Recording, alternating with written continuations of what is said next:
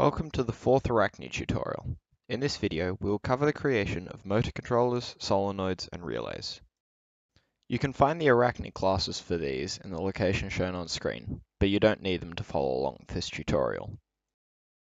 For the purposes of this tutorial, we're going to assume that we have an arm on the robot that all of these actuators are attached to.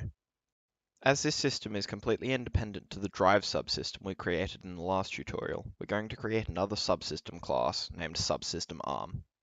The purpose of these subsystems is to only allow each component of the robot to be doing one thing at once.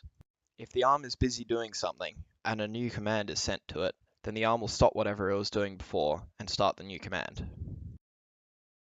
If we want to add a motor controller, we simply create a new instance of the CtrlMotor Arachne class. The parameter for this is any type of motor controller that's supported by FRC. At this point, I've just used a Talon SRX. The other types of motor controllers are as follows. From oldest to newest, the first is the Jaguar. Its parameter is just the PWM port that it's getting its signal from. The next is the Victor 888. The class name is just Victor, and the parameter is the PWM port again. Following that is the Talon SR, whose class name is just Talon. Then there's the Victor SP. Make sure not to confuse this with the next motor controller, because they look rather similar. Finally, there's the Talon SRX, which is unique in that you can provide signal to it using either PWM or CAN. If you're using PWM, just use the Talon SRX class like you would any other motor controller. However, if you're using CAN, you need to use the CAN Talon class, along with whatever CAN ID you assign to the motor controller. If you don't know how to set a CAN ID, there's a link in the description to a tutorial that will show you how. Another thing we can do is create a list of motors. Whenever we set this list to a speed, it will set all motors inside the list to that speed. This can be useful if two motors are driving the same mechanism, but for whatever reason we can't wire the same signal into both of them. In this case, the parameters are just new instances of CtrlMotor.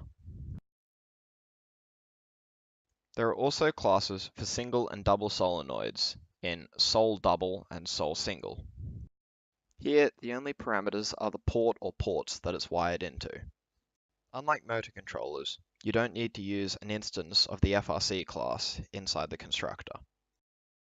You can see on screen at the moment how classes like the Victor and Jaguar class can be used as the speed controllers as the input for CtrlMotor, and a double solenoid can replace a single solenoid with the addition of an extra port as a parameter. As there aren't many functions required for relays, Arachne doesn't have a specific class for them. Instead, you can use the FRC one like so. The parameter is just the PWM port that the relay is wired into. There are some other useful functions built into the CtrlMotor class. Normally, when a command ends, Arachne will turn off any motors involved in that command. However, if you want the motor to remain running after the end of the command, you can just add the setUncancelable function when you're creating the instance of the motor. The other feature is that it allows you to invert the output from the motor. This can be useful if you have motors running against each other, such as in a gearbox. However, because the function doesn't return an instance of CtrlMotor, you'll have to create a constructor for the subsystem in order to use the function. It can be used on single motor controllers, a motor controller within the list, or the entire list. Note the square brackets in this line with a number inside. This is how you access something stored in a list.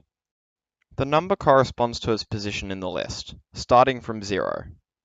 For example, if I wanted to get the second object in a list, then I'd use the number 1.